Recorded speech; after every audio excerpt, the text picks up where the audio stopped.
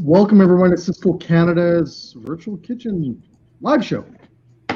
And today, well, first of all, you know what I've been doing is I've been forgetting to introduce myself. So I'm Jay Ashton. I'm the Business Resources and Brand Activation Manager for Cisco Canada and your host today. And we have an amazing, I gotta turn down the funky music. We have an amazing group of guys here that are going to show you some amazing ideas. And I tell you, awesome company. Organization, great guys. I'm just so excited to introduce them again. They're back for their second show with us. So welcome back, guys.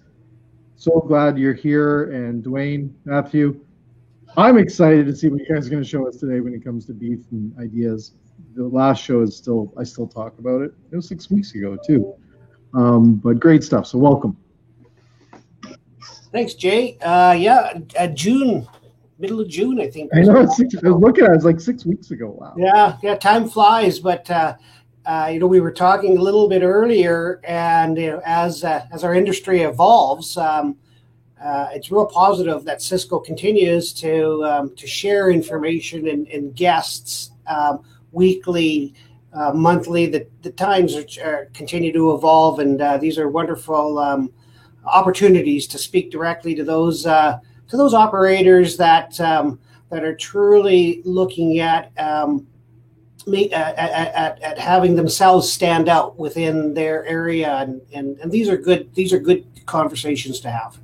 Yeah, and that's definitely what we want to do, Dwayne, is just have a great conversation with you guys, see some great ideas, and make it easy for the operators out there to just take an idea and to see something and watch it on their own terms. We get so many people that watch our videos after the shows, and that's what we want, right? We want people just to take it easy, learn a little, put it in their place, make some money, keep going, and support this industry that we're in. And I think that's what we want to do. It's nothing, no rocket science here, trust me. But we just want to have some fun and enjoy ourselves. So today's going to be awesome for that, I think. So Matthew, what do we got what are we doing today? I'm going to zoom you in. All right. There you are. Right. Thanks, Jay, and thank you, Dwayne. It is really great to be here, back on the show with you guys. Last show we had an excellent episode where we were featuring one of our favorite cuts, and we showed a vast array of applications with brisket, showcasing those attributes that make Canadian beef stand alone out there in terms of a world-class eating experience that we're so fortunate to have here as chefs, restaurateurs in the industry in Canada. And so for today, we are working with a similar cut that offers a ton of versatility, a cut that has the potential to cross over seasonally as we start to approach fall menu writing, and I know a lot of operators are putting time in to fine-tune their menus. And considering the marketplace and the things that have become a reality for us now in terms of reducing menu offerings, but we're really looking for that cross utilization, versatility, and cuts, and also the ability to deliver Canadian beef to the clientele that wants to see beef on the menu. And so this cut has been traditionally, or I guess in recent years, and we'll check back a little bit with Dwayne, but from his expertise in butchery and on the supply side for food service. But this cut I've come across in the past 3-4 years now, mostly in like a slow cooked braised application. We're going to look at it for its potential as a summer grilling cut and pairing with seasonal ingredients and plating style. So without further ado, the cut that we're talking about is the chuck flat. The chuck flat comes from the front quarter, basically also known as the chuck tail flap. It is a flap, and so there's a lot of opportunity, I think, in the kitchen that is maybe underexplored, where you've got a cut for a cut of beef, and that was developed by the butchery industry over let's say the last 100 years or so. So there's a lot of potential for creativity to rename that cut, and so we're going to look at a couple of different inspirations from Asian cuisine, where we can sort of draw from those cues of renaming and finding those elements that we can celebrate about the cut. So the chuck flat, I'm going to go grab it now, and I'll take a quick look at it. So Dwayne, I'll go back to you here a little bit. He's getting set up here. this product we see on menus in the past in the braising application, is that typically where we saw these? Yeah, for the most part, being the product coming from the chuck, longer cooking periods for chuck type of meats, from the blade and the cross rib, short rib for that matter. It's an extension of the beginning of the short ribs on the rib cage, eventually going towards the break between the front, the chuck, and the 7-bone prime rib. However, this product that Matthew's going to be demonstrating today is a little bit unique. It's highly marbled, whether it be in a AA or AAA grade. It tends to be very consistent, and there are applications to utilize the product in a grilling program. Matthew's going to go through some of the. He mentioned a little bit about Japanese cuisine. You may or may not be familiar with yakinutsu. Chef Matthew can help me out. Thin sliced meats, as well as the Korean short ribs, and those are short ribs as well. So we see a lot of Korean short ribs right now at the grocery stores or at the stores everywhere. I didn't see them, like, say 5-6 years ago. I didn't ever see them other than in Asian cuisines. But it seems like it's becoming a main staple now, or more people using it. Yeah, and the nice thing about you're right, Jay. We used to see them mostly in either their long format or maybe in chunks, and it was traditionally a stewed product. And what Matthew's going to share with you today is bringing in other cultural cuisine and utilizing that product in what's the term? Once you try it, it'll blow your hair back. It's a wonderful product. Matthew's hair has been blown back. I was just saying, Matthew's been blown back a few times. Yeah, totally. My hair has been blown back. I've got the cuts out here ready for you. We were talking a little bit about that Asian cuisine and the Asian cutting. And so that butchery, and in particular this cut, this is what you're looking at coming from your favorite food service supplier. You've got essentially 3 per pack. And you know what? I brought this half pan here as part of demonstration. As we fine tune our menus for cross utilization, for ease of inventory management of the product, we've got this fits perfectly in that half pan. Easy to store, easy to freeze, easy to stack, tons of versatility there, and that's just in the receiving and storage part of the application. Matthew, can I just jump in? Quick question for you. Yeah, for sure. Share for our viewers and people watching the video, what is something that they should look out for when they see those, like a package like that? Is there a lot of blood in there? Like, I've heard all these different things in the past, but which? Yeah, totally. So there's a lot of opportunities out there in the marketplace because of the disruptions that we've seen. And you know what? In those disruptions have come opportunities, and so it's important to talk with your food service specialist in terms of what's out there and what's available. This particular product, the Chuck Flat, is going to be, I think, available to you whether it's a fresh product or a frozen product, and that's going to make a difference in how much of that purge that you're going to see in the package. You're also going to experience difference in flavor profiles, in textures, and in that way, you're going to want to address the product from a culinary perspective in different ways. This is a pretty typical sort of fresh pack, so not frozen, chilled beef, a little bit of purge there, easy to deal with. We simply slice that, pull it out, and then set it up as I've done here with a bit of a draining rack to let that purge come away. But this is a cut that has a really depth of flavor. It's quite robust. It's got a good mixture of lean and fat, that marbling that we're going to take a look at here in a minute.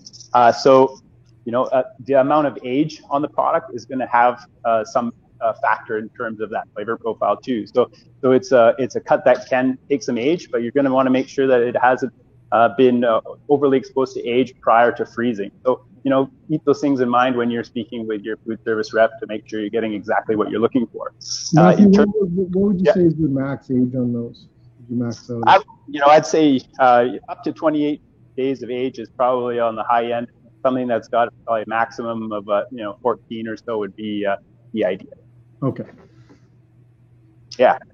That said, it depends on your taste and what you're aiming to do with the product. If you want that robust depth of flavor, and if you've got an opportunity to get something at a real economical price, the chef can work his or her magic to bring the best out in that product, whether it's through slow cooking techniques or grilling techniques like we're going to see here.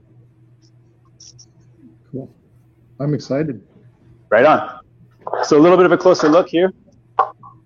This is essentially right here, right out of the original package.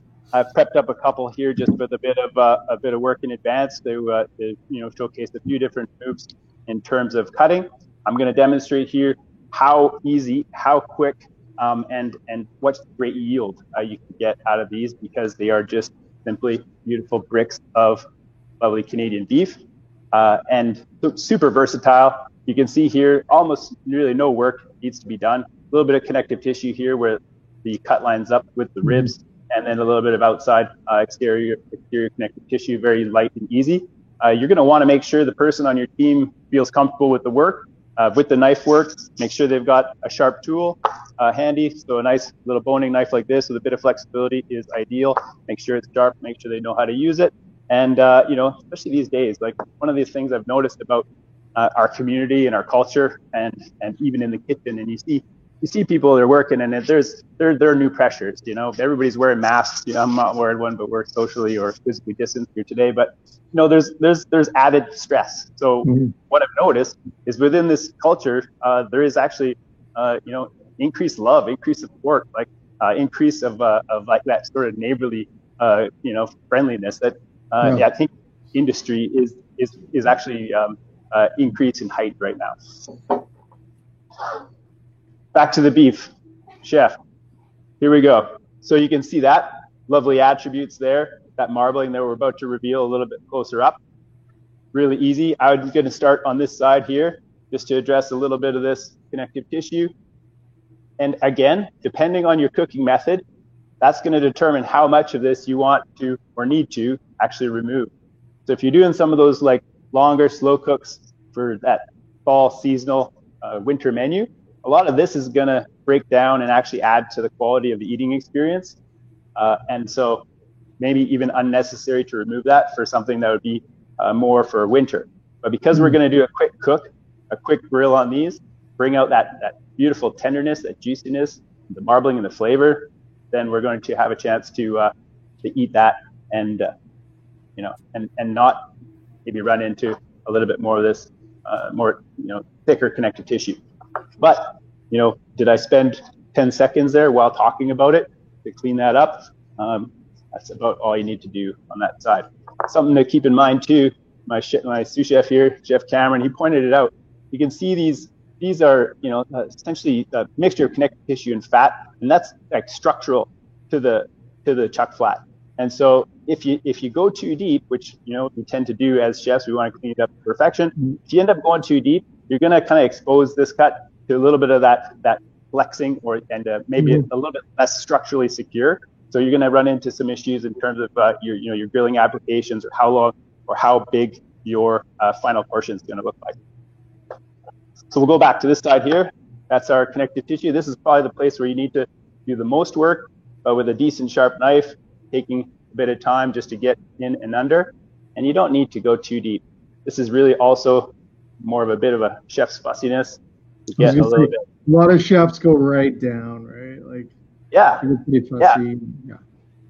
And that really is I guess demonstrates an understanding of the clientele. And so if you've got a clientele that's really demanding and really fussy about what's going to be on their plate and what they want to eat and how they want to eat it, then you're going to want to meet their needs and get fussy with a little bit extra of connective tissue. But if you've got something that's a little more casual, some people that are a little bit more open to that mouthfeel, that nice chew that beef offers, like that's part of the enjoyment of a good steak or a nice cut of beef, is actually getting that feel of it in your mouth. And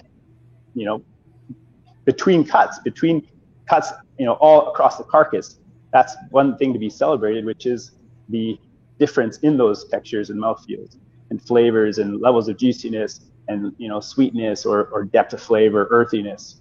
Those are things to be celebrated in the description and on your menu when you speak to your clientele. Awesome. Pretty quick word for this. Would you say, I'm going to throw a question out here, I don't know if it's a bad question, but would you say rural setting would be cutting more fat off or less fat for restaurants in rural settings, smaller cities, rural cities? I wouldn't think they would cut that much fat off. So for cities, would restaurants in the city cut just like Chef is doing here? Yeah, I think to Matthew's comment with regards to your clientele. Yeah. With communications being as it is, I think it's more of a generational than it is rural versus urban. I think the younger you are, maybe a little bit more cautious towards consumption of fattier type of products versus generations. For me personally, I never been the texture of fat has not appealed to me. My wife, however, eats it like candy. And so I think it really is an understanding of who your clientele is and more generational than it would be a rural versus urban. That's a really good point, Dwayne, because generational people are more conscious, or they think about the fat differently, or looking for different things. That's a really good point. I'm glad you brought that up. All right. Okay, guys, so here we go. I switched my board out to make it nice and clean and pretty here. We've got our chuck flat nicely cleaned up, I think to the degree that we can be quite happy with. And now we're going to take a look a little bit closer at it in terms of portion cuts. So this technique we have been working to develop in a video series. And so on our new trade website, it's called Canadian Beef Performs.ca. That is CDN, beefperforms.ca. We've developed a whole video series addressing different audiences, and one of our audiences, of course, the pro chef.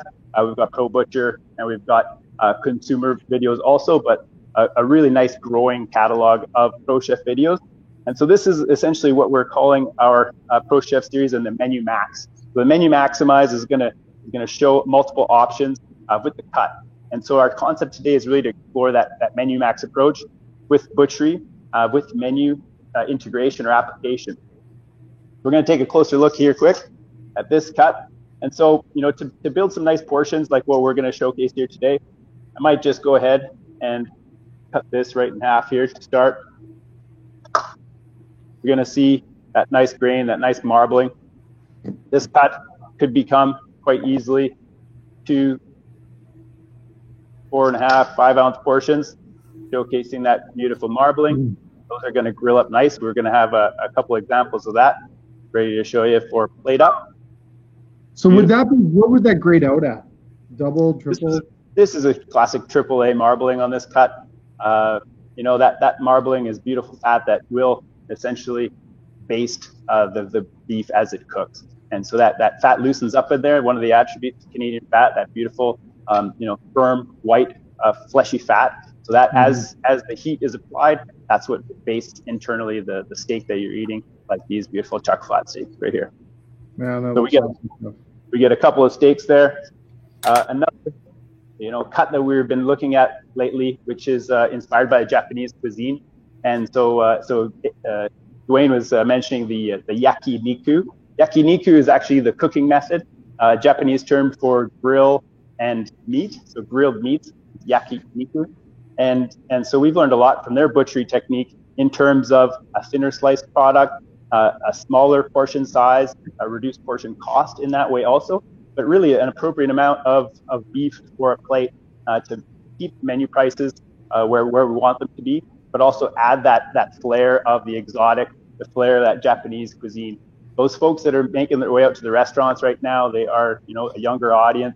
They're clientele that wants that wow and that story and that new experience when they go to the dining room.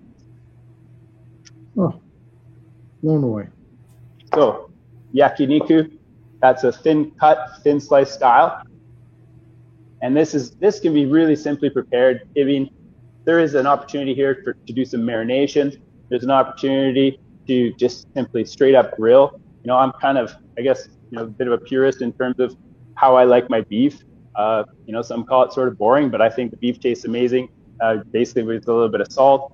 Soy sauce works really great for this cut. It adds a little bit of marination, some tenderness, and that umami flavor enhancement that the beef already offers quite naturally. And then we're actually going to look at this. We've prepared this in a carpaccio style as well. So we've got the steak cut, we've got a yakiniku, and I'm going to do a little hand cut carpaccio. This is something that is done a little easier on the slicer when it's frozen, but pretty close there. Nice thin cut. That would even qualify as a very thin sort of yakiniku. You could do some of the stuff we've done here at the center to demonstrate this to international audiences with this cut is that thin slice type of like hot pot cuisine, or we'll do like a Vietnamese like pho type dish where it's just essentially fresh chilled beef in the bottom of a bowl that's like where we pour like piping hot spiced stock over. So we do like a sort of a la minute pho with a thin sliced beef. So some of the trends there that we are exploring, and here opportunities where the beef is cut a little thinner, portion size a little smaller, tons of versatility with this to apply to multiple menu applications like we're going to see here in just a moment. Wow. That is amazing, Chef. I just think you can do so much with that cut. It's awesome. I mean, and it looks awesome just like this right here. But once you taste it, that depth of flavor, the richness that comes from the chuck flat is phenomenal. And the versatility. There's also like application for little offcuts, little trim bits, and we're gonna see that in a moment. And if you are ready for it, I will present the menu ideas whenever. Yeah, let's go for it. I just think with that cut, like, can you just pull up the square, the ones you did in the squares there? Yeah. Like those right there, you could have a lot of fun with those on different dishes, just the way that you would grill it, and then also presentation-wise, which I think you're going to move into here. But I think there's a lot of fun ways that restaurateurs could apply that to dishes to really give the experience for customers something different. Like I love it. That is major marbling too. That's some major marbling. Jay? Yeah, go ahead. Sorry, go ahead. I was just going to mention, Matthew had spoken about grades, AAA, the product that he's using now. What's interesting about the chuck is by nature of the muscle, it tends to have that higher fat content within the muscle, just by nature. When you're looking at grades, even the AA product will be much more marbled than for sure a hip cut, which is very lean, even versus a sirloin, which tends to be a little bit leaner. And as you come up the carcass, those wonderful flecks of flavorful fat become more prevalent. And once you get into the shoulder, it's very prevalent. So that's a bit of a tip to our audience is not only the cut itself, to your point, is versatile, but you have options with AA versus AAA and a solid performance of each. Yeah, so I've always understood that certain things that hang on a cow, on a carcass, those tend to be marbling out higher. Is that right? It's more so on the location of the muscle and what that muscle does from a less movement, higher marbling. Is that typically the I've always kind of lived with that. The lazier the piece of muscle, the more fat can be in it. Actually, not necessarily. No? Okay, good. Okay, tell me more. If you look at a tenderloin, for example. Okay. A tenderloin tends to be fairly lean. Yeah. And it does nothing. I don't even know. I really don't know what its use is, but it's not used. Therefore, it's a tender type of a product. In the shoulder cuts that Chef Matthew was talking about, it's the shoulder, and shoulder does a lot of work. It carries a heavy head. It's drinking water. It's walking, it's bobbing. It's feeding. It's doing lots of stuff. And so this is where we see on the blade, you have so many muscles kind of going this way and that way. It's a very locomotive area of the carcass, where when we get into the hip, really it's propelling. It's moving the animal fairly. They don't go side to side and they don't dance too much. They go straight forward, not even backwards too much, but pretty much straight forward, sit down, get up again. And hip cuts, as we know, are tend to be very lean type of a product. And then you get into your middle meat products, and there's a variance of tenderness and degree of muscling as well. So really understanding, and Chef talked a little bit about this. He's talking a bit about the transition of seasoning with a cut. Well, a braised product from a AA or AAA, and Chef can talk a little bit more so than myself, may perform by cooking method. However, the style of that Chef just went through, the marbling will indeed contribute to consistency and performance and flavor. Wow. I'm fascinated by all this stuff. So thank you, Dwayne. Back to you. Yeah. So, and you know what? Like as Dwayne was mentioning, other opportunities there that exist where you've got choice of products. So a high grade AAA product for this type of straight grilling application that we're going to do, or light marination. And then when we're talking the fall winter menus, if you're looking for something that you can secure and source and inventory at a little bit lower price point, look at the AA's. Ask the question. Push your representative to help you help your business right now. There's lots of stuff out there. Another thing is if you haven't seen what it is that you want, ask your food service supplier to help you find that thing. The industry is there and ready to help you achieve what you want. So if there's demand, we need to know about it. We need to help you in helping your clientele get what they want in their dining experience. When I was talking a little bit about the grading too, that AA grade, that's going to be a great performer for your braising cuts, your winter menus. That more highly marbled, like a AAA grade that we've got here, cut yakiniku steak style or in a carpaccio. That's what you want to aim for in terms of those quicker cook time. For your menu applications, for our menu today, we're going to look at three dishes plus an opener, which is like an amuse-bouche. For the amuse-bouche, we're going to look at beef and prawn roll. And so this is a bit of a riff on a classic lobster salad roll type thing. And so what we've done here in terms of opportunities to use up a bit of trim, and in this product, let's say you cooked it off and you braised it, or you prepared from your butchery a little bit of trim, and you wanted to find an application for it. This is an old time kind of recipe for beef salad, and so we're just enhancing it here. You could get a little bit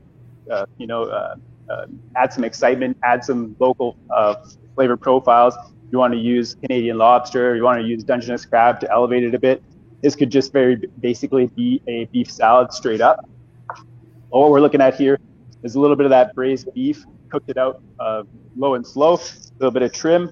We're going to bump it up with a little bit of a surf and turf concept, reef and beef, get kind of creative with the naming, a little bit of a pretty diced of the radish there to build a salady crunch, a little parsley for freshness, and then possibly a little bit of other fresh herbs. If you've got dill, that summery quality, you want to be showcasing those summer flavors. We've got a nice little aioli or mayonnaise. You can get fussy with that, or get it quite simply out of a tub or bottle. The key here though, just like in a nice quality tuna salad, the alternative here for a more local flavor salad, make sure to give it a good amount of sauce. That is key for the mouthfeel. Make that nice and tender and luxurious. Quick stir. It's a bound salad, so classic preparation. This is one that I found in an old cookbook, and I thought to myself, why don't Canadians eat more beef salad? switch up the tuna salad from time to time, make it a beef salad, make it fancy for your amuse-bouche type menu item. You could make 3 of these as a little slider platter. So we got a little toasted kind of grilled baguette as our little slider bun idea. It's like a lovely little, you get fancy, make a quenelle. I'm gonna do a one-handed quenelle here. Pop that in there, easy. Get fussy with some green garnish. And there it is. A classic, a new classic, a surf and turf type concept. Reef and beef opener for an amuse-bouche type of menu or an appetizer menu. Super easy, using up mostly trim there with that beef braised and then chopped up as a salad. Wow. Awesome idea, Chef. And I'm also a fan of old cookbooks, by the way. Yeah, there's the old ones like your mama had, or you go back and like grandma had. Those are wicked. There's some old ideas in there, and you take. Oh my god, I love old cookbooks. Very good. Okay, there's one. So that's our first sort of opener. We've got a 3-course plus a little bonus dish here. So that's our first. Next up, we're looking at our carpaccio, another cold course, a classic. And often we'll, kind of only use tenderloin. And of course, tenderloin is lovely, beautiful cut. But there's, why not look at other cuts for carpaccio? We've seared this off on the outside to give it a little bit more of that, kind of tart taste to it. Brings out some of that beefiness. And here, easy, that chuck flat is so perfect because it's just a perfect rectangle of beef. And so we take it, we season it off, we sear it, and then we chill it, and actually, pretty close to freeze it. And then after that, we've got something that we can slice up nice. And so that's what we've done right here. We've got that chuck flat seared off, sliced up nice, and set up for plating. And, in industry, folks who do a fair bit of carpaccio, they know this trick for sure.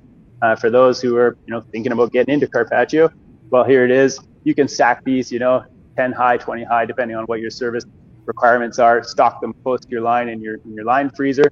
And then a la minute, you got these all shingled up nice. Do a quick and easy transfer while these things are still frozen onto your plate. Give it a quick sec there just to soften up a bit. And then you roll it. So there it is. Beautiful. Lovely. Cut flat on the plate for carpaccio. And then we've got a few more sort of Canadiana elements here to like it with. Yeah. So basically this is done. This has been highly seasoned already, pre-sear. And then we're just finishing it off with a little bit of a green garnish. Got some microgreens. Microgreens are essential. We built a little vinaigrette here. This is kind of cool. What we've done is we've taken a wild food product. In this case, this is the caper. It's like a caper. It's actually the elderberry, an immature elderberry, marinated. So it's like a little pickle. Put some chopped shallots and a little lemon zest. That's going to be our quick and easy vinaigrette here with our microgreen salad.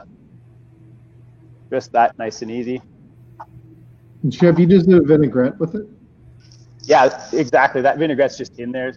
Yeah. So we would, you could dress that a la minute, super easy. Put a little crown of green on there. And then we're gonna, we got a few little crunchy bits. We've got some dressed greens. Just sprinkle a little of those on there. So they got a really nice crispy, pop. Nice, like very much like the shallot that's going on there now. And then we've got some cheese. If you like cheese on the carpaccio, beautiful little. We got a Canadian Gouda here, aged Gouda. Too much, we don't want to overpower the beef, so we hold back a little. And then a little kind of Dijonnaise type of vinaigrette. Put a few beads on that, add a little bit of interest visually, and also for mouthfeel, flavor profile. Hide a few in there. Voila. You put a little fresh ground pepper on there. For finesse at the table or before you send it out. And there it is. carpaccio of chuck flat. Wow. Wow, chef. All right. We got 2 more courses to do, and from here we move to the hot kitchen. So we're gonna kind of reset our station here. But if you got questions on this, happy to answer, and then we will do a little switch. You know what? I just think just from a cost effectiveness, I think that is outstanding on how much operators are able to save by doing something like this. And plus, giving their customers a totally different experience. Well, and a point of differentiation, Chef Matthew had mentioned traditionally it's tenderloin that's used. Yeah. But there are other cuts, and when you're slicing the cut that thin, you do have choices as an operator. Yeah. And so,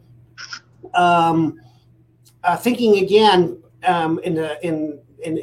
within the food service where we see ourselves today, and that ability to have a primary use for a product, but a secondary and even a third use is so important, Jane. And we know this, we've heard this for the last number of months. And by simple knowledge on that beef cut and what options that you have, you can talk appetizer, you can talk main, and you can talk shareable if you choose, utilizing one cut of beef. That's great, but just the cost savings on something like that from using tenderloin just kind of blows my mind a little bit. It's significant, a significant cost difference. And not a lot of there's not a lot of fancy cooking done there, right? It just looks really good. There's some technique, but not a huge amount. And then also people are testing it. It's going to be a lot less risk than using a tenderloin. That's a really good point, Jay. And in that, generally speaking, we would associate a carpaccio with a higher end type of an establishment. But through Matthew's technique here, it's accessible to pubs, for example, as an option. And to your point, from a price point perspective, are we looking at a $24, $25 appetizer? Probably not. We're in around that traditional appetizer, $12 to $15, $17. Yeah, and that's what's nice about it, is that you're also allowing people that want to spend a lot on an appetizer or a dish to try something different that they never tried before. I think it's brilliant. I'm just so happy to see something that's not super expensive for someone to try something totally different and to have a great experience. Unbelievable. Great ideas. Great ideas. Great ideas. Totally great. I picked up on a comment. Maybe, I don't know if we've got a little bit of time for the transition. Chef Matthew had made with regards to economics, and you guys were talking a little bit about the purge and aging and whatnot. Jay, we could do a whole series on the economics of aging product, and what I mean by that, and just in a real sort of a roundabout manner, is there are many factors with regards to price point, whether it's a AA or AAA product or the cut of beef. It's not relevant, but it is relevant from an economics perspective. The longer you age product, someone has to carry that inventory. Mm-hmm. And the longer you age product as well, so a 14-day age product, and these are important questions that you should be asking your representatives, your meat representatives. 14-day age product compared to 21-day age product or 7-day age product, there should be a price difference on a Me Too product. On a AA, AAA strip loin, there should be a difference. And because somebody has to hold that product for an extra 2 weeks or an extra week, has to carry the cost of that product. So it should, the longer age, the higher value that product. And at the same time, from an economics perspective, the longer product ages, the higher degree of purge will occur in the package. And that needs to be taken into consideration as well. Okay, so longer aging, more purge. Yeah. Is that right? Okay. Yeah. Now, a lot of people see that purge, get kind of freaked out about it. I've seen chefs and I've seen people go, oh, it must have been frozen. It's thawing out now. Is that typically what people think, or is that not always the case? Well, it depends. The aging of the product, the moisture tends to be drawn out inside a vacuum controlled environment, and you will see it. So, a 28-day age product will have a significant, in all likelihood, will have a significant amount of purge in the product or in the package, compared to a 7 or 14-day age, or even a 21-day age for that matter. Now, that could be confused on a refresh type of a program. Nothing wrong with a refresh type of a program, but a refresh program at 14 days will produce a larger degree of purge than a fresh 28-day age program. Interesting. Or close to it. So there can be confusion by looking at the purge and making an assessment based on purge. It's not necessarily a fair assessment. So have you seen product that has no purge? Like, is that just because it's not been aged at all, or what? Generally speaking, the less aged product and the lesser the age, the lesser the purge. Frozen, regardless of 7 days or 14 days, once you go through the thawing program, you will have excess purge compared to a fresh program of 7, 14, 21, 28 days, who will have different degrees of purge. Shorter the age, should be less the purge. Another indication of or purge could be temperature abuse somewhere along the way.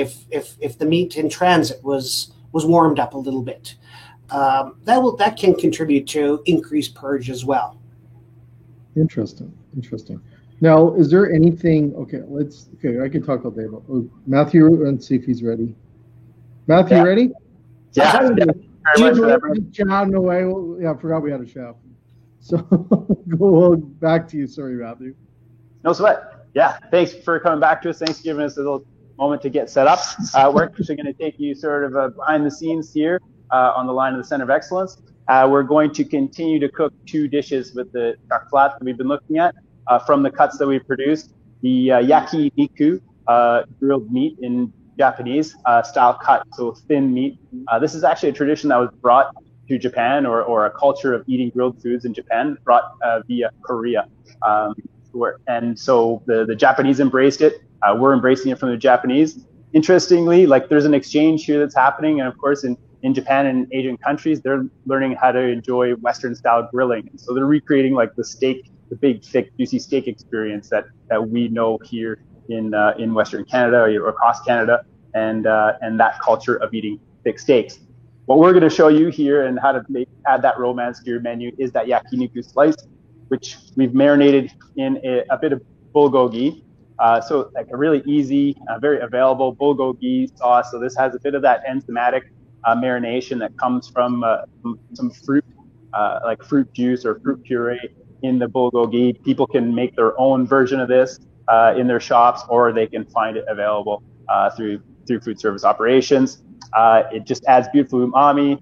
The bit of sugar in there helps to char. And so that's one of the things we're going to get a really nice quick cook on there with a high heat grill, replicate that sort of grill your own bulgogi experience from a restaurant. So these are nice, easy, pre-portioned in a back bag, easy to inventory, and we're going to take a look quick at the results here. I'm going to use the ones that I just cut fresh. And so come on back to the grill. So this is a grill technique, the yakiniku, but these cuts also offer the opportunity to cook with pan searing, with roasting, but we're celebrating a little bit of that summer sort of grilling experience here. Of course, keep in mind your grill, you've got hot zones, you've got less hot zones. Right now we got this side over here raging nice and hot. Make sure you've got your grill nicely cleaned, nicely seasoned off with a little bit of with your favorite Canadian oil, canola. And so just to make sure you've got a nice clean surface, and you're going to have good performance from that cut when you place it on the grill. I've got these pieces here that I cut just earlier with that chuck flat. And so coming in here, you're going to see that yakiniku style. I'm going to just, for this, maybe a little bit of seasoning. I've got the bulgogi sauce there handy. And, I always encourage a nice seasoning. It doesn't have to be super intense and heavy, but you want to make sure that all parts of your beef are nicely seasoned on all ends. First bite, last bite, you've got a nice eating experience. We're going to take our bulgogi sauce here that would otherwise be pre-marinated. We're going to baste it a little bit on there to get that nice char in preparation. And this is going to be for our next course, which would, I guess, be our second course on our little tasting menu here. Those are nicely prepped. And then we've got the main course entree, these grilling steaks. So this is a little bit more of that classic sort of 5 ounce portion cut of the chuck flat here. Again, you can see that beautiful marbling. This is also like, I was thinking about what is important for your guest experience. The way that you're, as a chef, as an operator, the way that your menu communicates the expectation to your guest. And so, we're not cooking tenderloin, we're not cooking strip loin, we are cooking chuck flat. This is a new experience for a lot of guests, new customers. They're going to want to understand what it is that they're ordering, whether it's through description on your menu or the ability of your server in the front of house to accurately describe what they should expect, the recommended doneness for cooking that the chef recommends. And so all of that to prepare the guest for a great experience and just more knowledge and understanding the cut and an enhancing experience in that way. So here again, a little bit of seasoning on these all around.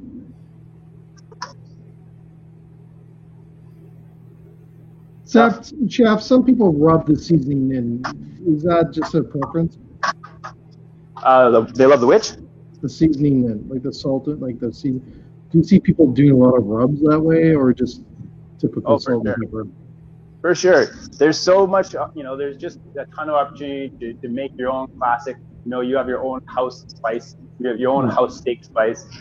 Each of your dishes can have their own specific rubs. And that, as an opportunity for the front house server to communicate to the guest about, what their chef is doing differently, what their chef is doing special for you, the customer, for you to have that experience that you're looking for. There's just a ton of room to explore, and especially also to celebrate Canadian ingredients as well in that process, incorporating a little bit of maple, some local honey. You get a little bit of local honey into your bulgogi sauce, a little bit of finishing marinade, a little cold pressed canola drizzle, so many different opportunities.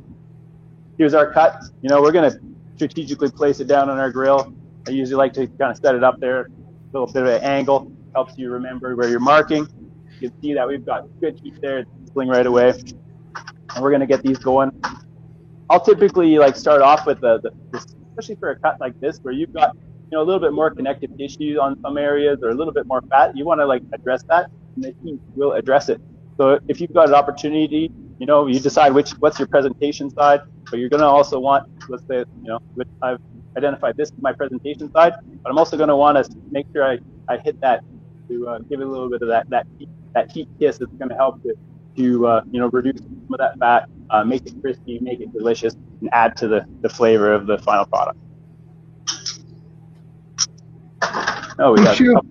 Chef, what's some of the things that people do mistakes on all the time when they grill beef like this? The drives you nuts. Drives me nuts. I think overcooking is probably the greatest loss. You can always adjust it a little bit more towards perfect doneness, towards more cooking. But if you overcook it right off the bat, you leave no opportunity, and that's going to be a pretty negative experience for the customer, and also a negative experience for your kitchen and your bottom line. That's one factor for sure. Ultimately, the first thing a chef kind of learns to do in the kitchen is leave the product alone when you start cooking. You got to kind of commit it to the grill and leave it there, and let that searing action take place. Let that heat transfer happen. You see some people, they're nervous or whatever, and they start poking at it, moving it, and looking at it too soon. and then you just don't get that color development, achieving those grill marks that you're after. So that, along with a grill that's not hot enough, or a grill that's too hot, and you got flare up to deal with, under seasoning, over seasoning, those are probably some of the most common issues. But with this cut, I think we're aiming essentially for a little bit more than medium rare. We want something, a finish on there that's going to give that heat, the ability to work on some of that fat that's in the cut, give it the release of that juiciness and tenderness. So we're recommending just a little bit more than the medium rare. So if you pull this cut, let's say at about medium rare, then remove it from the grill and then let it rest. And kind of let it finish up to about medium, and that's how I would like to serve this. The other one for me, and this is more of a dining experience. The kitchen, the whole kitchen operation, so much work into getting the right product, finding the right mix, getting the product onto the plate, and then if it's a steak, for instance, that plate can be warmed up. In some cases, you can't tolerate too much heat. We're going to do one that's going to have a salad on it, but steak plate should be warm, and that way you can serve a steak that's a little bit, on the sort of warm, cool side, which is that showcase juiciness, tenderness, that lovely steak experience that we're after. Then you've got that plate heat that kind of carries through and make sure that guest can enjoy their steak warm all the way start to finish. The old sizzling platter, Dwayne? That's right. the 1980s typical steakhouse with a sizzling platter. Totally. That's what I want. And then, it helps train the front of house too, to make sure that they've got their protective equipment for their hands, and then they take that beautiful steak plate out to the guests, nice and hot, and their hands are all there. So we put up a couple of our yakiniku cuts on there. We're getting close to finishing here for our entree steaks. And then these we're going to plate up here in a moment. Get that fat searing, get some good texture on that fat. There's beauty in eating a steak with a bit of texture to it. We're going to carve these also, and that's something I recommend when you're using a thicker cut of the chuck flat. And that get a little bit more elegance in the presentation, a little bit easier to, let's say, split. If somebody wanted to share or split a dish, you could split it that way, preparing two plates. And so that's what we're going to do on these when we do the final presentation. These that's exactly what I was thinking too, Chef. Just that cut, because they're so perfectly, like you squared it up so perfectly that the presentation you can have a lot of fun with. Absolutely. Here we go. So these are finishing up really nice. I'm quite happy with where these are at. I'm going to let these finish. I've got actually a couple that are totally perfectly rested right now that we're going to use for our plate up. So you got the little demonstration here with the yakiniku. These are so beautiful. We talk about it a lot here, and we want people to enjoy every cut of Canadian beef, and we want to bring out the best in all those cuts. And with this technique, especially a little bit thin sliced, people get a awesome, just juicy, like just explode in your mouth, mouth-watering, tender, juicy, and delivery of like robust beef flavor. It's just perfect for, I think, these incorporation of these lighter, menus, a smaller portion size, cost control, and opportunities for profitability. I agree, and it's fun again. And you just, give an operator something fun to play with now. Super fun. Really, and you talked about the nice portion size of the rectangular shape. What's interesting about the chuck flat, and you saw in the package that Chef Matthew had shown us, by nature where that cut is, to some degree, regardless of the carcass size of the animal, it is a fairly consistent cut. And so from a yield perspective, you saw Chef Matthew discussed what your choice is on the cooking application, depending on will dictate a little bit of the trim.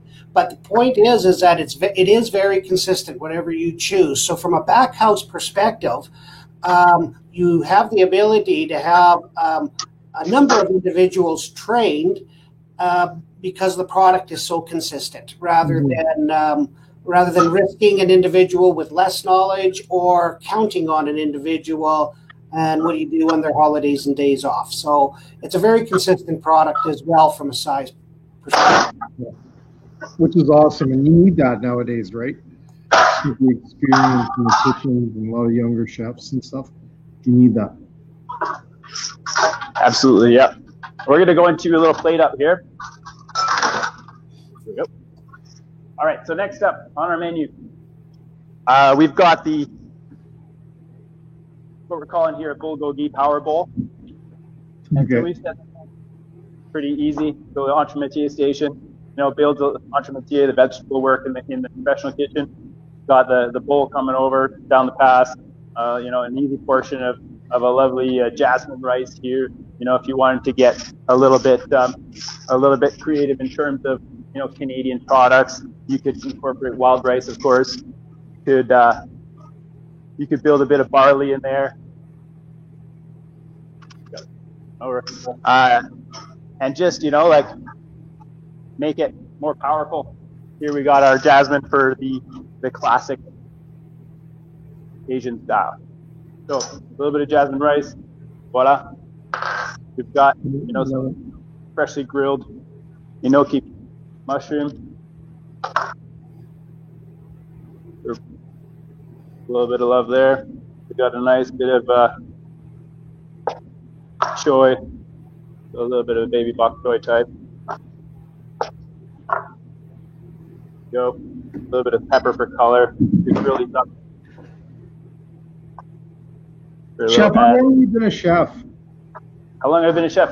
You know what? I was born to be a chef. I grew up wanting to be a chef when I was a little kid. I started cooking when I was 15, and I've worked in professional kitchens pretty much ever since. And also I had an opportunity to work in marketing of other like luxury brand goods at the same time. So I've been professional pretty much all my life actually, and I remember like in kindergarten, you go to kindergarten, it's your first day of school, and then the teacher asks you, draw a picture of what you want to be when you grow up, and so my picture was like a guy in a tall hat with a pan and eggs in the pan.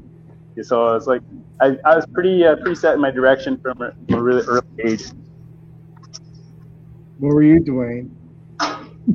I still don't know. I was going to say. I'll tell you what I didn't have on mine was doing virtual webinars or shows like this.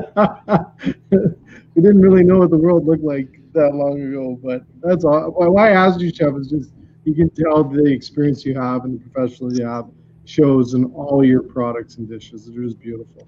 Oh, I appreciate that. Thank you very much. Yeah, it's I think it's enjoy. That's all I'm doing. Love and passion, every chef I've ever met, that work professionally in the kitchen side by side, it's something that you feel it deep inside of you, and you make a commitment to it from an early age, and it's a total dedication. Working with Canadian beef, you can see some parallels in the industry, and that passion that goes into making a product. The people that produce beef, it's a day in, day out job. They don't really get to take vacations.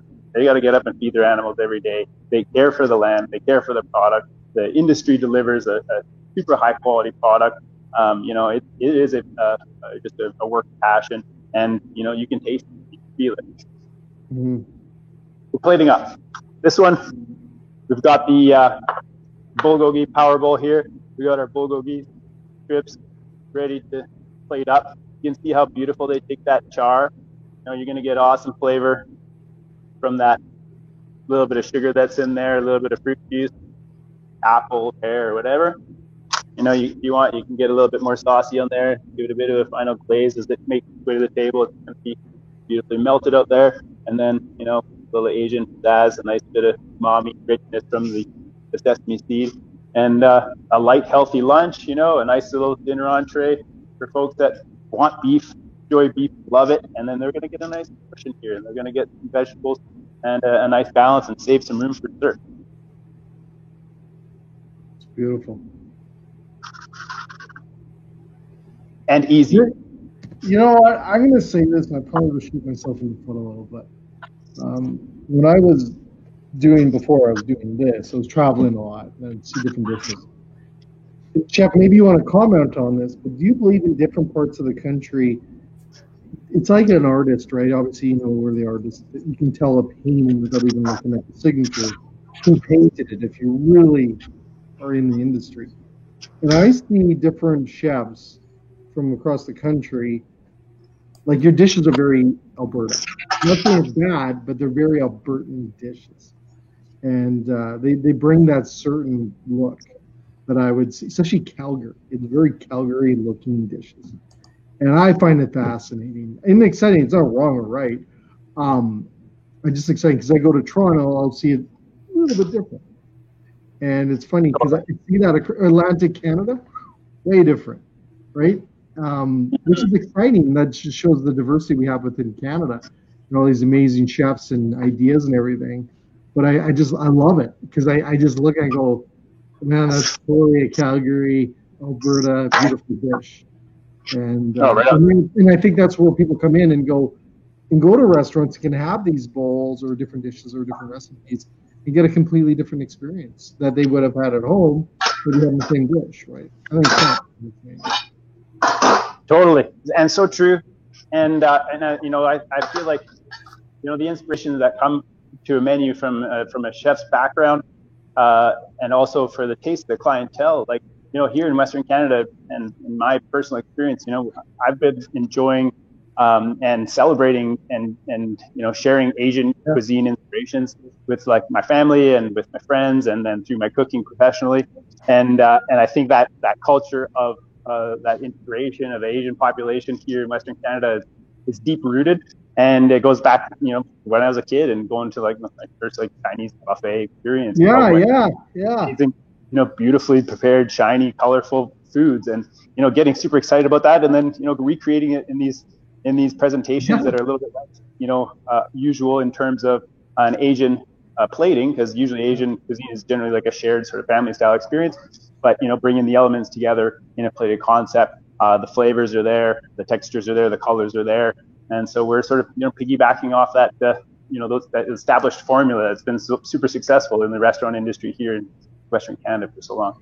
Yeah, you know, I think it's the environment and everything else and your surroundings that influences those dishes as well, and your community. I like when you mentioned that earlier. It definitely is your community, and yeah, it's funny you say that because I guarantee it that dish would look different if it was in Montreal.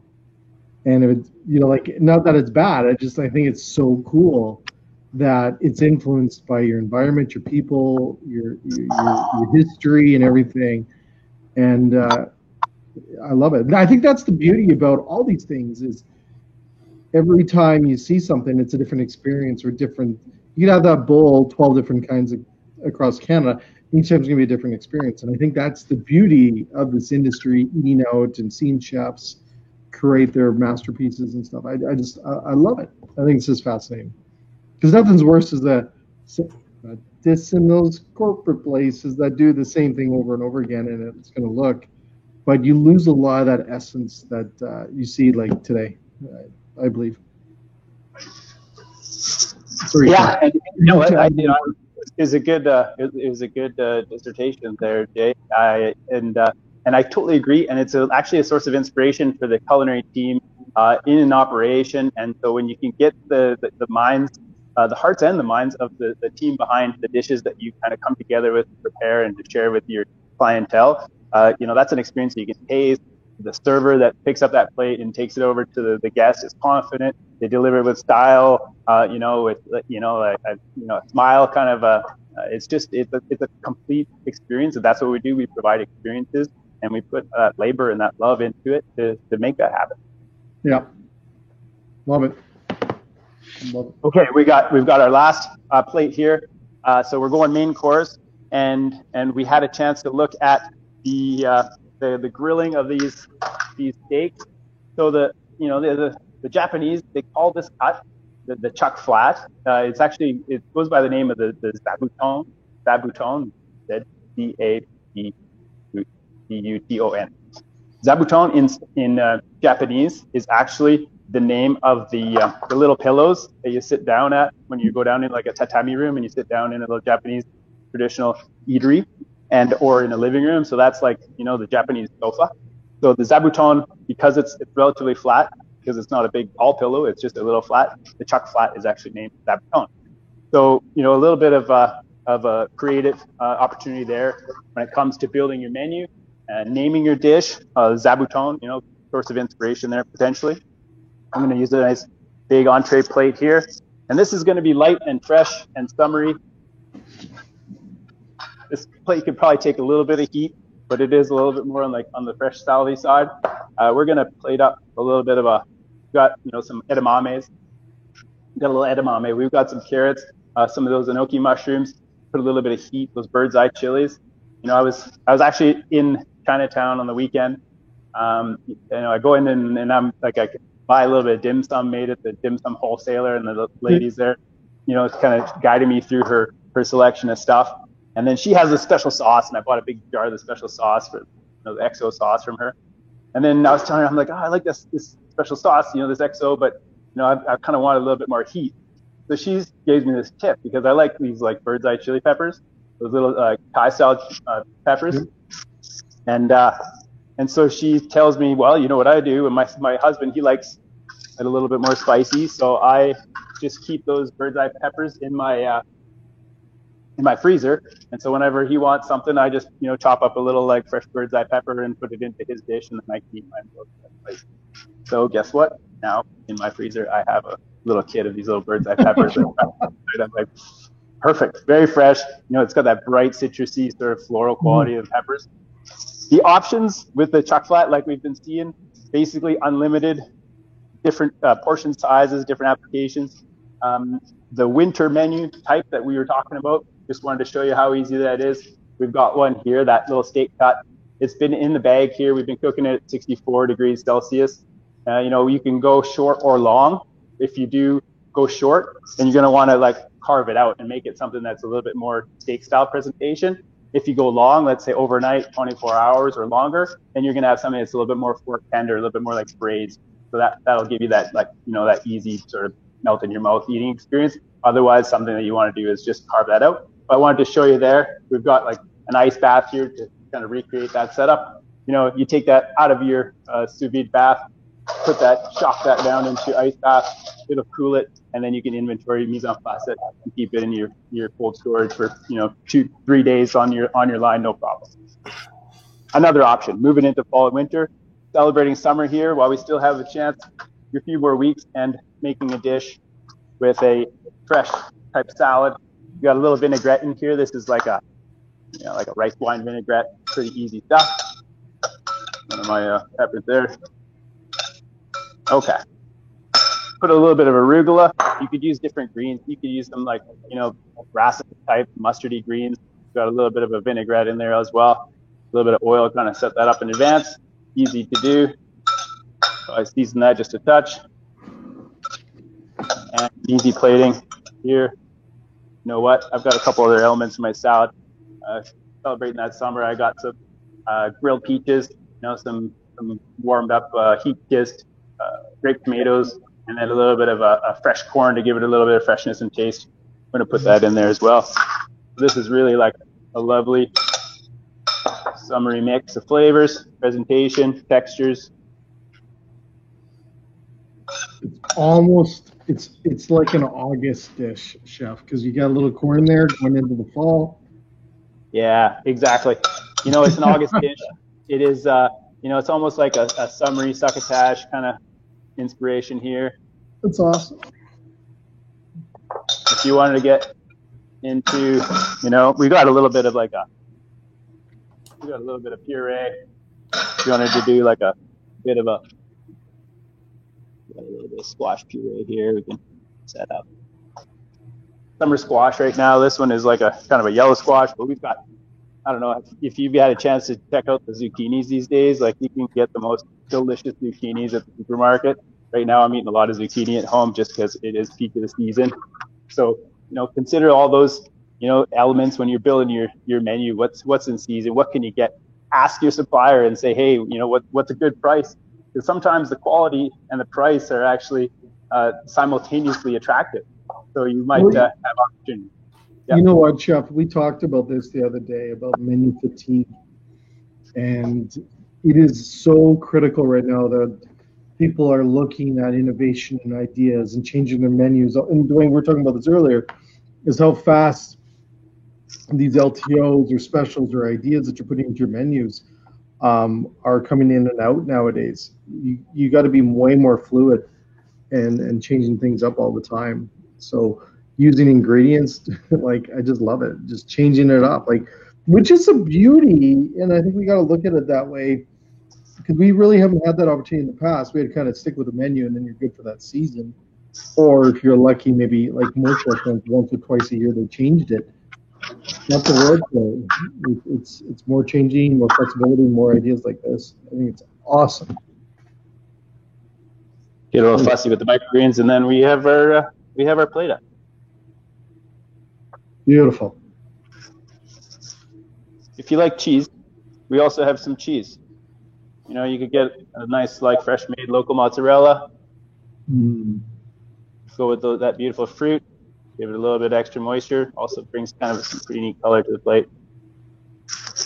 Like that. Chef, can you take photos of these before you dive into them later today? So we can send them out to everyone that's at our show, and we'll create a link. We will, for sure. We'll take pictures, absolutely. Beautiful dishes. Right on. Thank you. Wow. Pleasure. Wow. That goes back to that. I cannot believe that one product made all that. Yeah, we got the other ones here just to do a quick recap. Yeah, let's bring it back. I just can't believe all the, like, cost effective, Dwayne, is huge here. Like, you makes me happy, very happy.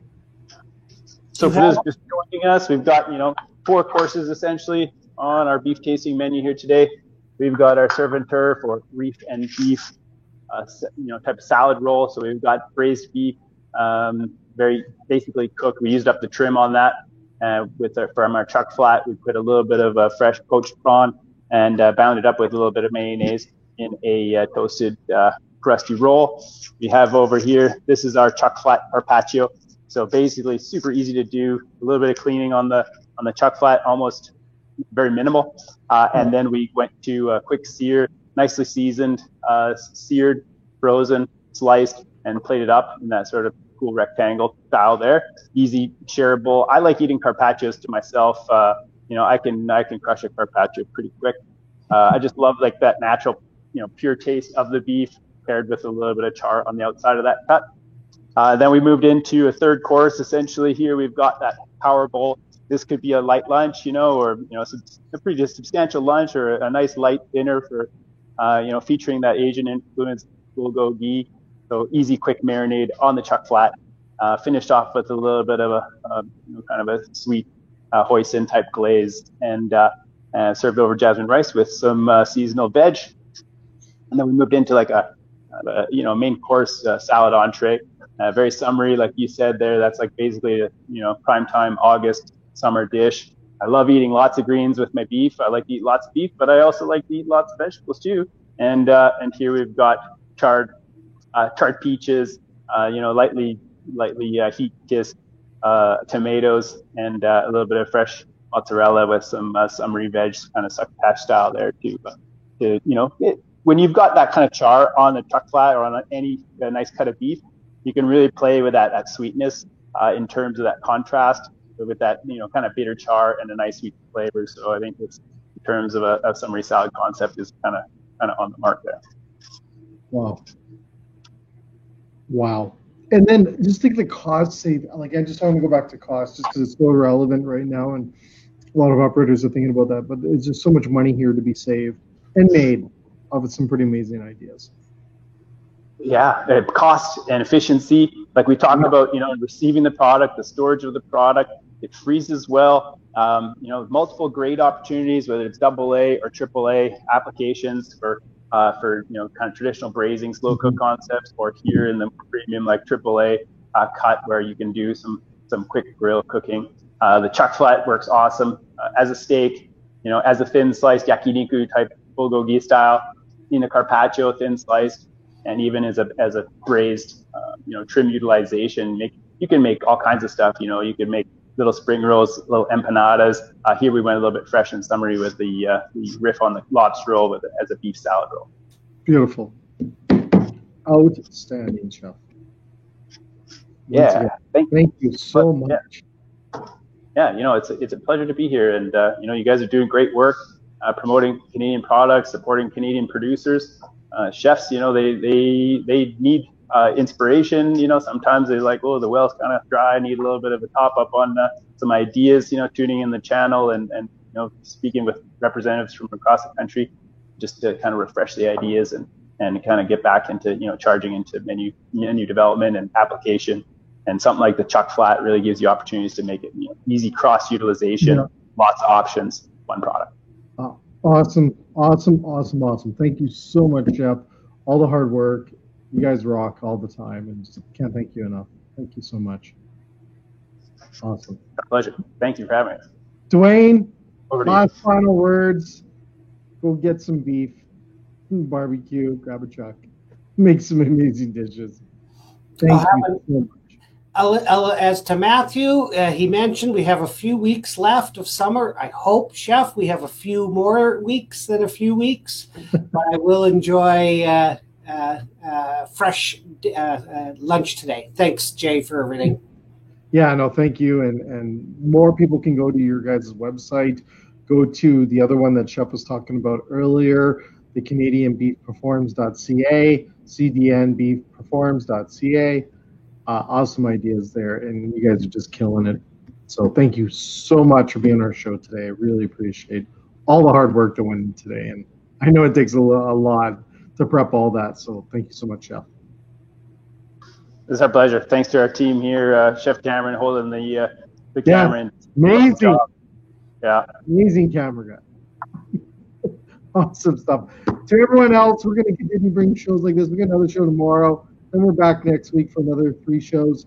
But thanks again, Canada Beef. You guys kill it all the time, and just love your ideas. And Matthew, just outstanding once again. So everyone else, have a great rest of your day, and tune in tomorrow for another show. And same time, same place. Thanks so much. See you later.